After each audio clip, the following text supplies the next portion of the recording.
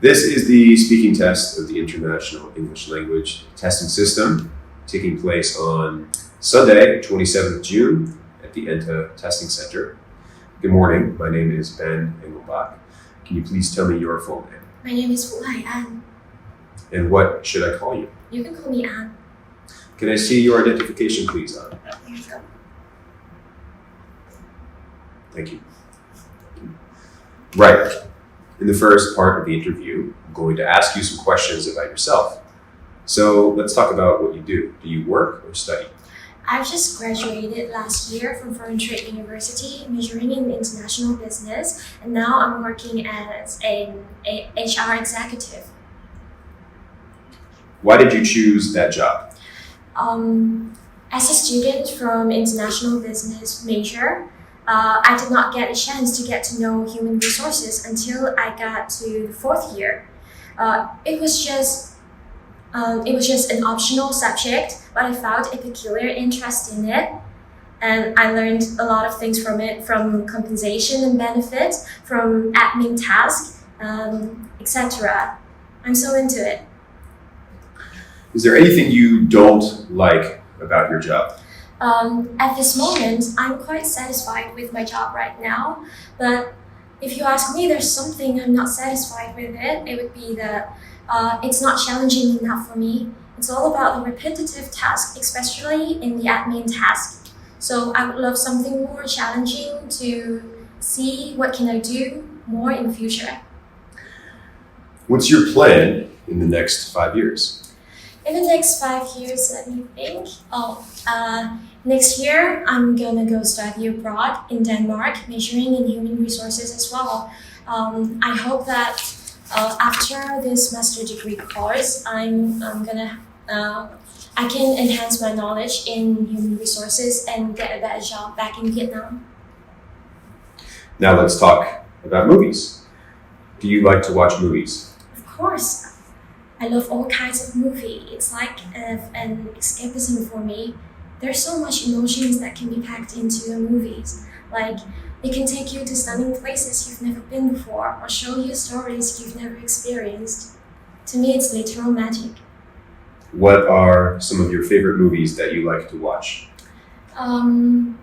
As I told you before, I'm a cinephile, which means I love all types of movies, from romantic to horror or sci-fi or even crime thriller, all types of it.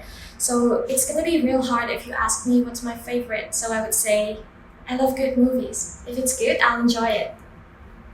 Do you like going to the cinema? Of course I do. It's a totally different experience than watching movies at home with a bigger screen, better sound effect, and it just sparks joy that laptops cannot. Do you have a favorite movie star? My favorite movie stars, I would definitely go for Eva Green. I first saw her when in her debut movie, The Dreamers 2003, and I was captivated by her beauty and her acting skills as well. And there's something about her accent that's very intriguing. Now let's move on to talk about culture. Tell me something that you feel is special to the culture in your country. I mean, it could be the food, or maybe the music, or perhaps art and literature. I would say I'm just proud to be a Vietnamese because it offers a diverse culture ranging from food to music, etc. But I want to tell you about their traditional food stalls, which are absolutely unique. You can find all the street food, which are extremely delicious at a very reasonable price. So is there a traditional dish that is associated with your country? I would say the dishes which are related to the broth are very famous in my country. For example, pho. It is the most well-known among tourists and locals as well. Thank you. Now I'm going to give you a topic, and I'd like you to talk about it for 1 to 2 minutes. You have 1 minute to plan what you're going to say, and you can make some notes if you wish. Do you understand? Yeah. So there's your paper and pencil, and this is your topic. I'd like you to describe a traditional product of your country that you have ever bought. You should say what it is, how it is made, how much it cost you, and explain why you decided to purchase this traditional item. So please prepare now. Thank you.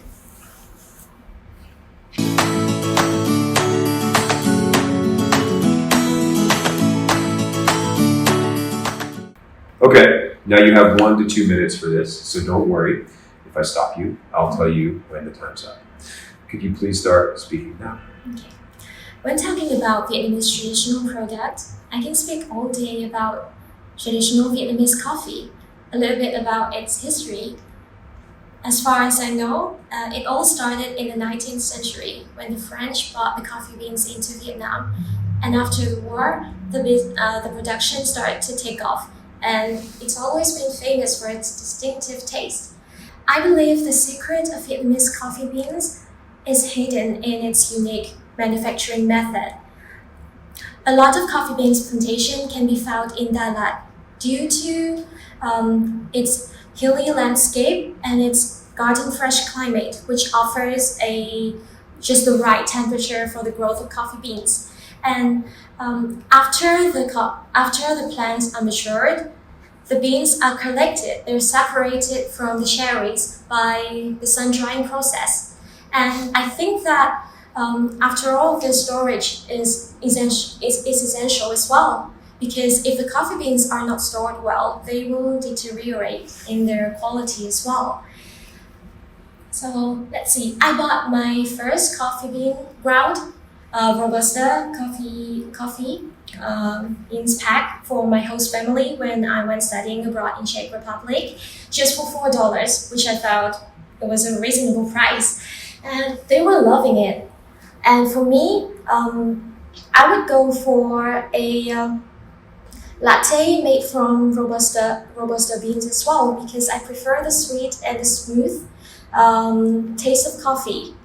It offers a nutty, earthy, and like a lingering taste that you would never forget. So I can say that I'm pretty proud of Vietnamese coffee because it's a taste that you cannot find anywhere else in the world.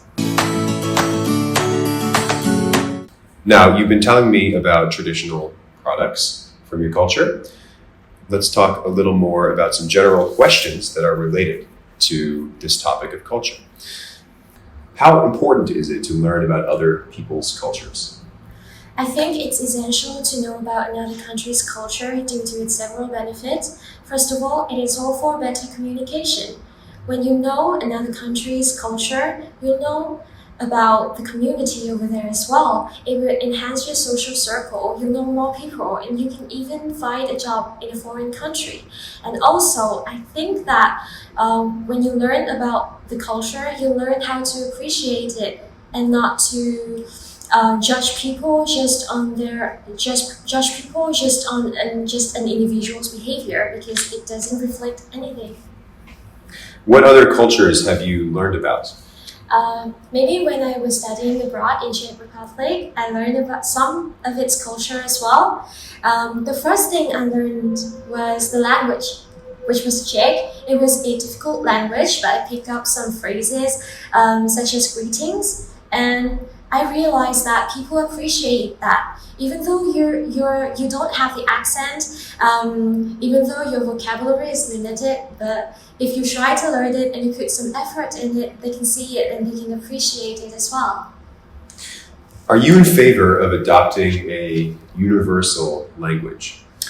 I don't think that I would prefer that, because since I told you before, the culture would reflect a country's community, the entire community, its history, its art, language, and personality trait as well. We all aspire to have our own identity. That's why we're waving our own flag, speaking our own language, and singing our own song. I think no one would want to eliminate their own language to speak a universal one, because without the mother tongue, then who we are. Why do you think we need to preserve culture?